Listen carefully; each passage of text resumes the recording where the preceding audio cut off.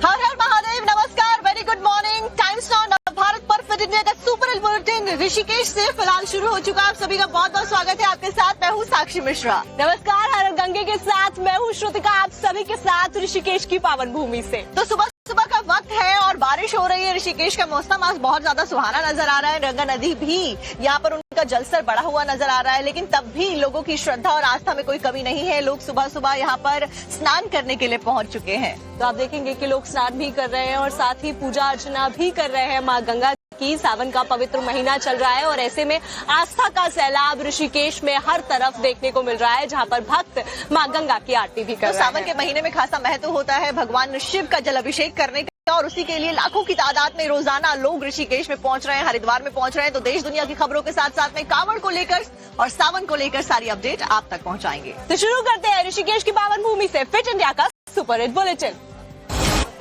और अब बात करते हैं जलालुद्दीन उर्फ छांगुर की, जो कि बड़े स्तर पर धर्मांतरण का रैकेट चला रहा था। भंडाफोड़ होता है और ईडी इन्वेस्टिगेट कर रही है 50 करोड़ के मामला की मनी लॉन्ड्रिंग कहां से की गई, पैसा विदेशी फंडिंग कहां से आ गई, उसको लेकर भी पूछताछ की जाएगी। तो ये नया अपडेट आया है कि 50 करोड़ की विदेशी फंडिंग और छांगुर उर्फ जलालुद्दीन के पास में आई है। ऐसे में नवीन उर्फ जमालुद्दीन की आज पूछताछ हो सकती है। ईडी इस मामले में पूरा शिकंजा कसती जा रही है और आपको बता दें कि लखनऊ कोर्ट में दोनों के लिए एप्लीकेशन भी फाइल करने वाली है। इससे पहले भी लगातार जो सुरक्षा एजेंसीज हैं, जो इन्वेस्टिगेशन की एजेंसीज हैं, वो लगातार इस पूरे मामले को लेकर छानबीन कर रही थी, क्योंकि बड़े स्तर पर जो खबर मिली थी वो ये थी कि कई सारा जो पैसा है वो विदेश से आ रहा है। यूएई से भी कनेक्शन मिले थे। जलालुद्दीन छांगुर को लेकर रोज कुछ न कुछ नए खुलासे हो रहा है। अब एक और हैरान कर देने वाला खुलासा 50 करोड़ के फंडिंग को लेकर हुआ है। ईडी अब पूछताछ के लिए जमालुद्दीन को भी कस्टडी में ले सकती है। पुलिस अब आरोपी की कस्टडी की रिमांड कर सकती है।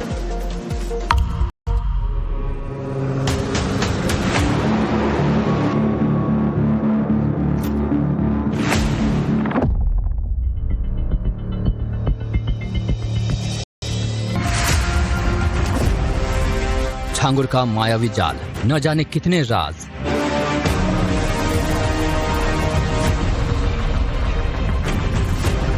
जमालुद्दीन के खाते में 50 करोड़ कहां से आए?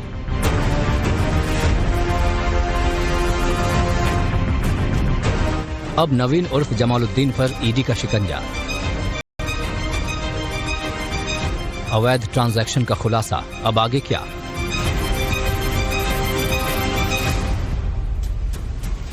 छांगुर की कहानी में कितने किरदार हैं, कितने अनसुलझे सवाल हैं, जिसका जवाब सबको चाहिए।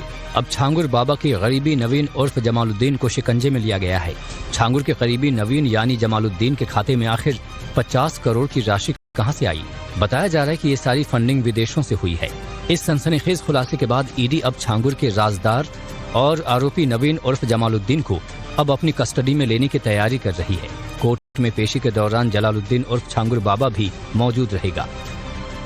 धर्मांतरण के इस खेल के पीछे चल रहे रहस्य से जल्द ही पर्दाफाश होने वाला है, क्योंकि विदेशों से कई करोड़ों की फंडिंग को लेकर ईडी ने अपने जांच के दायरे को बढ़ा दिया है। यूपी एटीएस ने अवैध धर्मांतरण के मामले में अब तक 10 लोगों के खिलाफ मुकदमा दर्ज कर लिया है, जिसमें छांगुर, नीतू रोहरा, नीतू के पति नवीन रोहरा सहित 4 लोगों की अब तक गिरफ्तारी हो चुकी है, जबकि अन्य लोगों की गिरफ्तारी की जानी है। इधर बलरामपुर में छांगुर के पूर्व मुंशी ने धमकी और मारपीट के आरोप लगाए हैं। हरजीत कश्यप का आरोप है कि मीडिया में बयान देने के बाद छांगुर के समर्थकों ने मारपीट की। इस मामले में पुलिस ने 3 नामजद आरोपियों के खिलाफ केस दर्ज कर लिया है।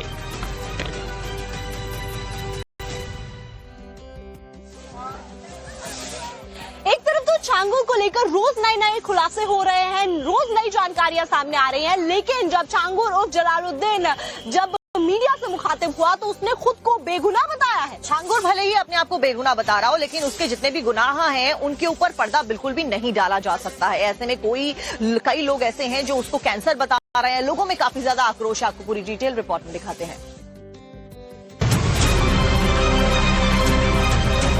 जो जलालुद्दीन छांगुर अवैध धर्मांतरण के आरोपों से दबा हुआ है, जिस छांगुर पर विदेशी फंडिंग से लेकर आईएसआई से तार जोड़ने तक के कई आरोप हैं, जब वो छांगुर पहली बार मीडिया के सामने बोला तो खुद को निर्दोष साबित करने की कोशिश की। छांगुर ने खुद को बेकसूर बताया। हम एक तरफ जहां जलालुद्दीन छांगुर खुद को बेकसूर बता रहा है, तो वहीं साधु संतों का कहना है कि ऐसे विदर्भियों के लिए यूपी में भी ऑपरेशन कालनेमी चलना चाहिए। मैं तो कह रहा हूं प्रधानमंत्री जी को ऑपरेशन कालनेमी करना चाहिए। हमारे वृंदावन में आ जाओ, बिहार जी के मंदिर में आ जाओ, वहां पर तमाम लोग आपको ऐसे बच्चे मिल जाएंगे जो तिलक लगा रहे हैं, राधे राधे लिख रहे हैं, और वो पता चलेगा विधर्मियों के बच्चे हैं। ऑपरेशन कालनेमी ये जो है सिर्फ उत्तराखंड की जरूरत नहीं है, पूरे देश की जरूरत है और इसको देश में चलाना चाहिए। तो वहीं गोंडा पहुंचे यूपी सरकार के मंत्री ओम प्रकाश राजभर ने छांगुर की तुलना कैंसर से की है। यार कैंसर रोग होता है, उसकी जानकारी तब होती है जब वो चौथे चरण में होता है। तो ये जो छांगुर बाबा ये देश के लिए कैंसर है। धर्मांतरण के आरोपी छांगुर का सच सामने आने के बाद पूरे देश में उसके खिलाफ गुस्सा है। फिलहाल वो जेल में है और अब देखना है कि उसको उसके गुनाहों की क्या सजा मिलती है।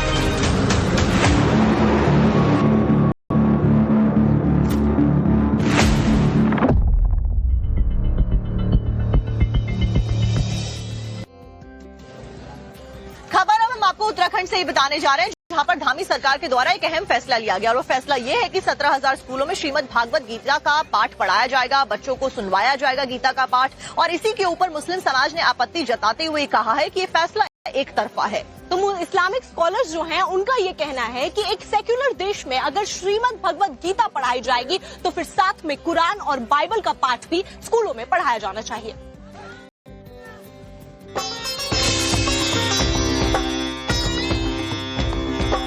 उत्तराखंड के स्कूलों में मिलेगा गीता का ज्ञान। पुष्कर सिंह धामी सरकार ने लिया बड़ा फैसला। उत्तराखंड के स्कूलों में बच्चों के सिलेबस में कुछ बदलाव किए जाएंगे। अब से स्कूलों में भगवत गीता पढ़ाई जाएगी। करीब 17,000 सरकारी स्कूलों के लिए ये निर्देश जारी किया गया है। उत्तराखंड की सरकार ने सिलेबस में भगवत गीता को शामिल करने का काम NCERT को दे दिया है। स्कूलों के सिलेबस में श्रीमद् भगवत गीता की पाठ को शामिल करने की बात कहते हुए मुख्यमंत्री पुष्कर सिंह धामी कहते हैं कि गीता का ज्ञान न केवल धार्मिक है बल्कि नैतिक और जीवन मूल्यों की भी शिक्षा देता है। हमने शिक्षा विभाग की समीक्षा बैठक में तय किया था कि सभी हमारे विद्यालयों में गीता पाठ कराया जाएगा, गीता का सभी को ज्ञान मिले, हमारे बच्चे जीवन में आगे बढ़े। इसकी अब शुरुआत हो गई है। ये देवभूमि है, देवभूमि में निश्चित रूप से कर्म धर्म सभी पर विशेष ध्यान होना चाहिए। उत्तराखंड सरकार के इस फैसले पर कांग्रेस के पूर्व सांसद हुसैन दलवई का कहना है कि बच्चों को धार्मिक ग्रंथ पढ़ाना है तो पढ़ाएं, लेकिन सिर्फ एक धर्म का ही ग्रंथ क्यों? स्कूल में कोई धार्मिक बातें बताने की कुछ जरूरत नहीं है, लेकिन बताते हैं तो मैं उसको ऑब्जेक्शन भी नहीं लूंगा। ठीक है, ऐसा है कि जो धर्म के लोग हैं, बच्चे हैं, उनको गीता पढ़ाएंगे और गीता का मतलब बताएंगे तो कोई गैर बात है ऐसा मैं नहीं समझता। ये सेक्युलर देश है। इस सेक्युलर देश में आप धर्म नहीं पढ़ाना ऐसी कोई बात नहीं है। पढ़ाओ, लेकिन सारे धर्म पढ़ाओ ना। एक एक दिन एक एक धर्म की बातें बताओ ना उनको। ऑल इंडिया मुस्लिम जमात के अध्यक्ष मौलाना शहाबुद्दीन रजवी बरेलवी ने उत्तराखंड सरकार के इस फैसले को एक तरफा बताते हुए कहा, उत्तराखंड के शिक्षा मंत्री का जो बयान है वो एक तरफा बयान है और वो हिंदुत्ववादी नजरिए वाला एक बयान है। अगर भगवत गीता और रामायण पढ़ाई जाएगी तो फिर कुरान भी पढ़ाया जाए, बाइबल भी पढ़ाया जाए। उत्तराखंड के सिलेबस में श्रीमद् भगवत गीता के शामिल होने पर अब सियासत भी शुरू हो गई है, लेकिन अब ये देखना होगा कि स्कूलों में गीता ज्ञान का मुद्दा सियासत में कितना तूल पकड़ता है।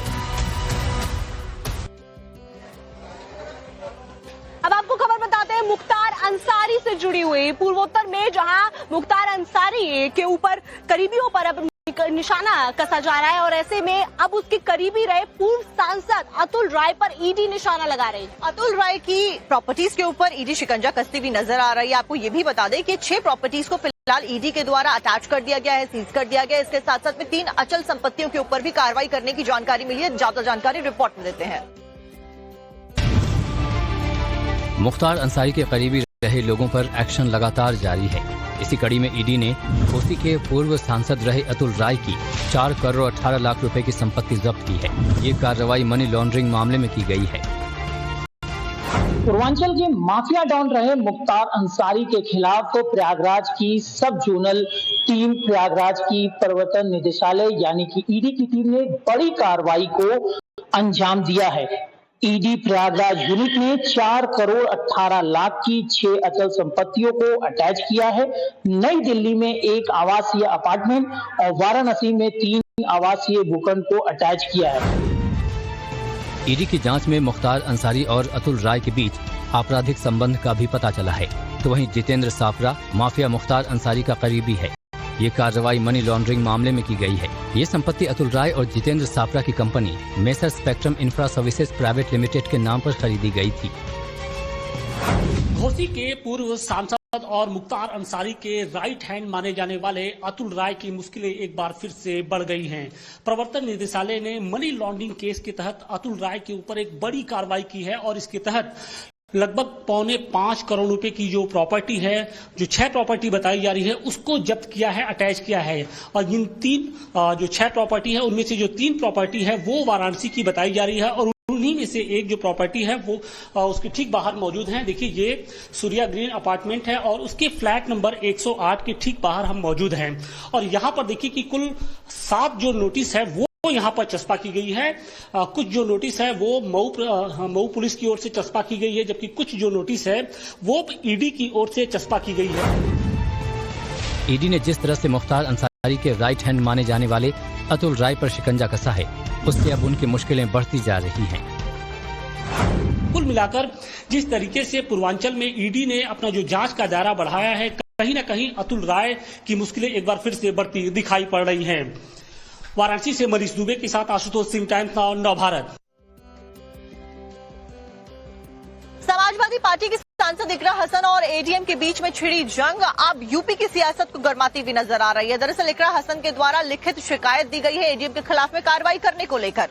तो ऐसे में अब सियासत और ज्यादा गरमा रही है, क्योंकि अखिलेश यादव ने भी ट्वीट कर इस पर कड़ी आपत्ति जताई है। और इतना ही नहीं, एडीएम ने भले ही इन सभी आरोपों को खारिज कर दिया हो, अपनी सफाई पेश की हो, लेकिन फिर भी आरोप अभी बने हुए हैं। हालांकि सच्चाई क्या है ये तो पड़ताल के बाद ही साफ होगी। आपको ये रिपोर्ट दिखाते हैं।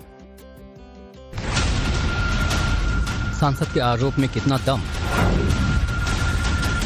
एडीएम ने किया अभद्र व्यवहार। इकरा हसन वर्सेस एडीएम।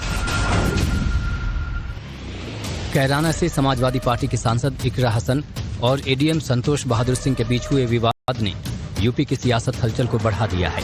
सपा सांसद इकरा हसन का आरोप है कि वो जन समस्या की फरियाद लेकर गई थी, लेकिन एडीएम ने उनके साथ अपमानजनक व्यवहार किया और गेट आउट कहकर जाने को कहा। सांसद इकरा हसन ने एडीएम पर गंभीर आरोप लगाते हुए मंडलायुक्त को पत्र लिखकर लिखित शिकायत दी है, जिसमें एडीएम के खिलाफ अनुशासनात्मक कार्रवाई की मांग की गई। एडीएम संतोष बहादुर सिंह ने सांसद के आरोपों को खारिज करते हुए कहा कि कोई अभद्रता नहीं हुई है और सांसद द्वारा उठाए गए मामले में लिखित शिकायत मांगी गई थी जो नहीं दी गई। ये व्यक्तिगत दोनों के बीच का क्या है क्या नहीं है, अगर योजना को लेकर के या कार्य प्रणाली को लेकर के है तो आप उसकी लिखित में शिकायत दे दीजिए। जो ये आरोप लगाया गया है कि ऑफिस में उनके द्वारा कहा गया कि गेट आउट, जो तो ये न तो संभव है। मैं लोक सेवक हूँ और अपनी सीमा को जानता हूँ। सांसद और एडीएम के बीच छिड़ा विवाद यही नहीं थमा।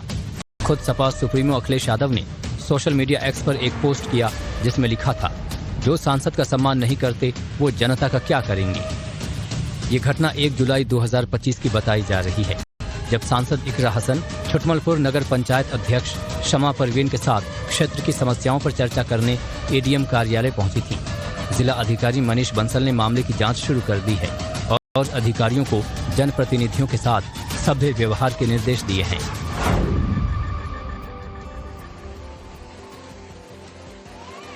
पिछले कई दिनों से देश के कई अलग अलग हिस्सों में बारिश हो रही है। इस वक्त हमारी मौजूदगी ऋषिकेश में है और आप यहाँ पर देखेंगे तो बारिश का मौसम है। कुछ देर पहले बारिश हो रही थी, हालांकि अभी रुक गई है और तापमान 26 डिग्री सेल्सियस बना हुआ है। मौसम विभाग के द्वारा भी आने वाले कई दिनों के लिए जो बारिश का अलर्ट है वो जारी कर दिया गया है। आप देखिए गंगा नदी का जलस्तर भी मौजूदा वक्त में बहुत ज्यादा है और इसी को लेकर लगातार जो अनाउंसमेंट है वो की जाती है ताकि श्रद्धालु ज्यादा गहराई में ना जाएं। और आपको नजर भी आ रहे होंगे ये जो पोल्स हैं ये पूरे पानी में डूब चुके हैं, बल्कि यहाँ तक श्रद्धालु जाकर अमूमन रोजाना स्नान किया करते हैं।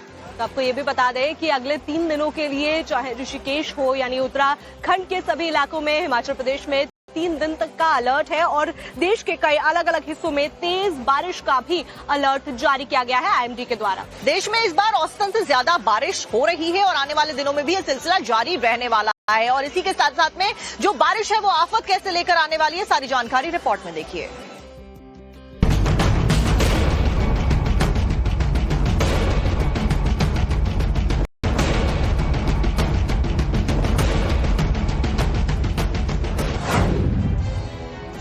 आज देश में आफत का अलर्ट है। दिल्ली से जम्मू तक तबाही का अलार्म बजा।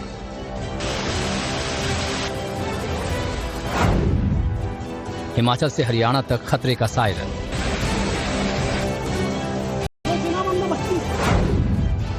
यूपी, एमपी और बिहार में होगी तेज बारिश। पहाड़ से लेकर मैदान तक हर तरफ तबाही का सैलाब बह रहा है। नदी नाले उफान पर हैं। नदियों का विस्तार डराने वाला है। सड़कों पर ऐसा नजारा है जैसे समंदर बह रहा हो। जिंदगी पर आफत की ऐसी मुसीबत आई है जो अभी जल्द नहीं खत्म होने वाली है। आज फिर देश के कई हिस्सों में तेज बारिश का अलर्ट है। दिल्ली से लेकर कश्मीर की वादियों तक, दक्षिण से लेकर पूर्वोत्तर तक तबाही का सायरन बज रहा है। आज Delhi, NCR, Haryana, Punjab, UP, MP, Bihar, Jharkhand, Rajasthan, Himachal Pradesh, Uttarakhand और जम्मू कश्मीर, महाराष्ट्र, गुजरात और गोवा के साथ ही दक्षिण के कई राज्यों में भारी बारिश की चेतावनी जारी की गई है। यूपी से लेकर मध्य प्रदेश, गुजरात से लेकर राजस्थान तक नदियां उफान पर हैं। एमपी और छत्तीसगढ़ में नदियों का विकराल रूप डराने वाला है। जिस तरह से खेत खलिहान सब कुछ डूबे हुए हैं वो मंजर खौफजदा करने वाला है। हरियाणा के रोहतास में पिछले 2 दिनों की बारिश में जनजीवन बुरी तरह प्रभावित है। जिधर देखो बस पानी ही पानी नजर आ रहा है। ऐसा लगता है जैसे जिंदगी पानी के सैलाब में कैद हो गई है। कैमूर की वादियों में तेज बारिश से हालात बिगड़े हुए हैं।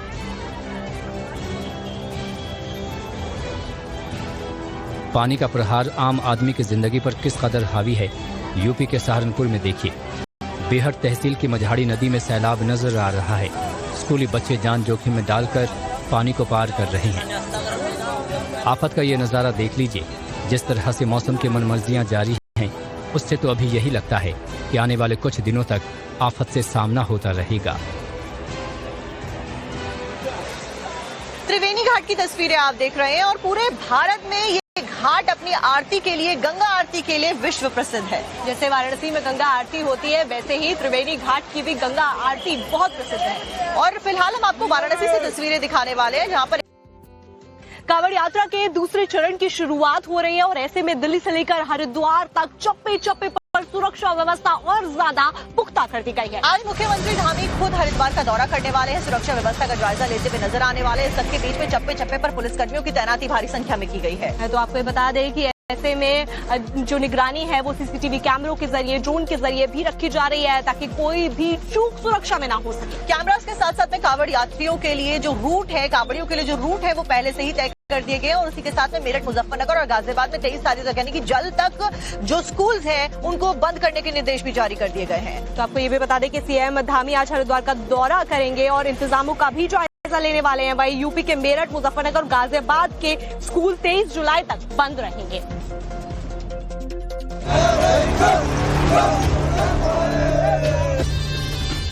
कांवड़ यात्रा के दूसरे चरण की शुरुआत होने जा रही है, जिसको लेकर पुलिस प्रशासन ने तैयारियां पूरी कर ली हैं। दिल्ली पुलिस मुख्यालय में इस संबंध में हाई लेवल मीटिंग हुई, जिसमें राजधानी में संवेदनशील जगहों पर अतिरिक्त सतर्कता बरतने, ड्रोन और टेक्निकल सर्विलांस के जरिए निगरानी बढ़ाने और ट्रैफिक रूट डाइवर्जन प्लान की तैयारियों को लेकर मंथन किया गया और संबंधित विभागों को जरूरी दिशा निर्देश जारी किए गए। उत्तराखंड के सीएम पुष्कर सिंह धामी आज हरिद्वार का दौरा करेंगे और सुरक्षा व्यवस्था का जायजा लेंगे। कांवड़ के दूसरे चरण की वजह से मेरठ, मुजफ्फरनगर और गाजियाबाद के स्कूल 23 जुलाई तक बंद रहेंगे। कांवड़ यात्रा के दौरान मेरठ के सभी मुख्य मार्गों पर अस्थायी तौर पर लाइट की व्यवस्था की गई है। अच्छी सड़क हो, पीने के पानी की व्यवस्था हो, समुचित बिजली का इंतजाम हो और लाइट हो। इसके अलावा मोबाइल लाइट का भी, एम्बुलेंस, मेडिकल कैंप, ये सारी व्यवस्था हम लोगों ने कर ली है और हम इस कोशिश में हैं कि जो भी कांवड़िए हमारे जनपद से आए या गुजरे उनको बेहतर सुविधा शासन के अनुसार रूप प्राप्त हो। तो वहीं दिल्ली के वजीरपुर से विधायक विधायक पूनम भारद्वाज डाक कांवड़ यात्रा लेकर हरिद्वार के लिए रवाना हो गई हैं। चांदनी चौक के ऐतिहासिक गौरी शंकर मंदिर में धार्मिक कार्यक्रम हुआ, जिसमें बड़ी संख्या में लोग शामिल हुए। उन्होंने कहा कि महिलाओं के कल्याण और दिल्ली की उन्नति की कामना लेकर वो कांवड़ यात्रा पर जा रही हैं। तो ऋषिकेश से तस्वीरें आप देख रहे हैं, बड़ी संख्या में श्रद्धालु यहाँ पर आ रहे हैं और श्रुतिका और मैं लगातार देख रहे हैं कि कांवड़िए हर साल की तरह अलग अलग थीम पर आधारित कांवड़ लेकर आ रहे हैं और अपना जल लेकर जा रहे हैं। बेहद खूबसूरत, कहीं ऑपरेशन सिंदूर की कांवड़ है तो कहीं प्रभु श्री राम वाली खूबसूरत कांवड़ देखने को मिली। आपको बताते हैं कि मुजफ्फरनगर के लोगों ने जैसे ही भगवान श्री राम की प्रतिमा वाली कांवड़ देखी तो उन लोगों से रहा नहीं गया, सेल्फी लेने की होड़ उनकी सभी के बीच में लग गई। आप देखिए, सावन के महीने में कांवड़ के अनोखे रंग देखने को मिल रहे हैं। अलग अलग थीम पर आधारित कांवड़ लेकर कांवड़िए इस पवित्र यात्रा को आगे बढ़ा रही हैं। इस बीच प्रभु श्री राम की 18 फीट ऊंचा प्रतिमा वाली कांवड़ आकर्षण का केंद्र बनी हुई है। ये प्रतिमा हूबहू अयोध्या के श्री राम मंदिर में विराजमान प्रतिमा से मेल खाती है। मुजफ्फरनगर में इस कांवड़ को देखने के लिए लोग दूर दराज से पहुंचे और प्रभु श्री राम का आशीर्वाद लिया। इस दौरान लोग कांवड़ के साथ सेल्फी लेते हुए नजर आए। दिल्ली के रहने वाले 35 शिव भक्तों की टोली इस कांवड़ को लेकर आगे बढ़ रही है। 11 लीटर जल भरे कलश के साथ भगवान श्री राम की प्रतिमा वाली कांवड़ को लाने के पीछे इन लोगों का मकसद था कि अयोध्या में रामलला विराजमान की हूबहू झांकी को लोगों के सामने पेश किया जाए और लोगों को ये संदेश दिया जाए कि वर्षों के इंतजार के बाद अयोध्या में प्रभु श्री राम का मंदिर बना है, जो कि सनातनियों के लिए एक सौभाग्य की बात है। उद्देश्य यही है, राम जी के विचारों में चलो। जैसे राम जी सत्य के राह पे चलते थे, हम चाहते सारे वही करें और चीज को फॉलो करें। हम जाएं दिल्ली तिलक नगर जाएं, दिल्ली 18 110018 चुकंडी चौक से। हमारा एक अपना 11 लीटर का कलश है जी, बाकी सब बोलोगे अपना अपना। हमारे टीम में कम से कम 30 से 35 बोले हैं। अब कांवड़ यात्रा के दूसरे चरण की शुरुआत होने जा रही है, लिहाजा डाक कांवड़ के साथ साथ आने वाले दिनों में कांवड़ के और भी अनोखे रंग देखने को मिल सकते हैं। और इस बीच एक बड़ी खबर सामने आ रही है छांगुर को लेकर, जहां पर ईडी ने अपना एक्शन और भी ज्यादा तेज कर दिया है। तो आपको बता दें कि छांगुर और जलालुद्दीन के 12 ठिकानों पर ईडी इस वक्त छापेमारी कर रही है। और आपको ये भी बता दें कि मुंबई में भी 2 जगहों पर ईडी की छापेमारी जारी है। तो मुंबई में 2 जगहों पर ईडी ने छापेमारी की, साथ साथ में 12 जगहों को टारगेट किया गया है। छांगुर को लेकर 50 करोड़ रुपए की फंडिंग का पूरा मामला सामने आया और उसको लेकर भी सख्ती से कार्रवाई फिलहाल करती हुई एजेंसीज नजर आ रही है। तो आपको बता दें कि विदेशी फंडिंग का ये पूरा मामला सामने आया था, जिसमें 50 करोड़ की नई विदेशी फंडिंग की बात सामने आई है। इससे पहले नेपाल से 200 करोड़ की फंडिंग की भी जानकारी सामने आ चुकी है। सुबह 5 बजे से लगातार ये जो रेड है, छापेमारी है, वो ईडी की टीम के द्वारा जारी है। 12 ठिकानों पर फिलहाल रेड की जा रही है, बलरामपुर पे, और 2 जगहों में मुंबई में रेड की जानकारी मिले। सुबह 5 बजे से रेड चल रही है।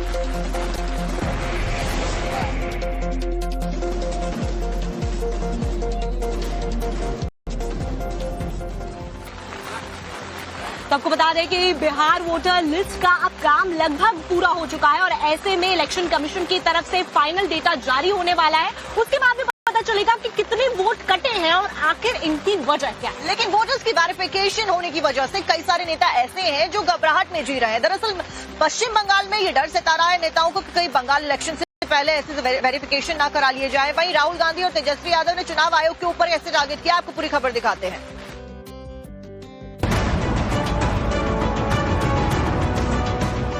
बिहार में वोट वेरिफिकेशन का काम जारी है, लेकिन इस मुद्दे पर सियासत थमने का नाम नहीं ले रही।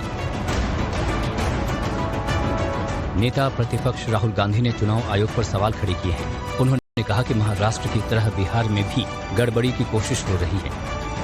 बीजेपी वाले और इलेक्शन कमीशन ये एक साथ आजकल काम कर रहे हैं। इलेक्शन कमीशन अपनी जिम्मेदारी नहीं निभा रहा है। इलेक्शन कमीशन पूरे तरीके से बीजेपी और उनकी नेताओं की बात सुन रहा है। ममता बनर्जी ने भी बीजेपी और चुनाव आयोग पर निशाना साधा है। उन्होंने कहा कि महाराष्ट्र और बिहार की तरह बंगाल के चुनाव में भी गड़बड़ी की प्लानिंग की जा रही है।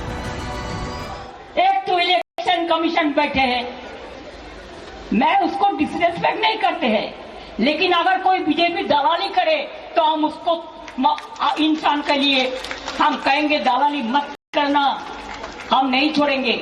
मैं बिहार में सुना 30.5 लाख वोट निकाल दिया, ऐसा करके महाराष्ट्र में बीजेपी जीता, नहीं तो नहीं जीतता। दिल्ली में भी ऐसा करके जीता, बिहार में भी ऐसा प्लान कर रहा है, वो भी हमारा भाई बहन है। बंगाल में भी प्लान करना है, हम तो इंच में लड़ाई करेंगे। तो वहीं तेजस्वी यादव ने वोट काटने के आंकड़ों को लेकर सवाल खड़े किए हैं। उन्होंने पूछा कि क्या चुनाव आयोग ने पहले से ही सब तय कर रखा है। अगर आंकड़ा 10 दिन पहले ही आ गया है तो यानी ये स्पष्ट करता है कि पहले से सब कुछ तय है। इलेक्शन कमीशन बीजेपी के कहने पे तय कर रखी है कि किसका काटना है किसका हटाना है, तभी ये आंकड़ा आया है, नहीं तभी तो अभियान को 10 दिन बाकी है, तो ये कहां से डेटा आ गया। अब सिर्फ 2 मिनट में आपको झटपट अंदाज में दिखाते हैं एंटरटेनमेंट इंडस्ट्री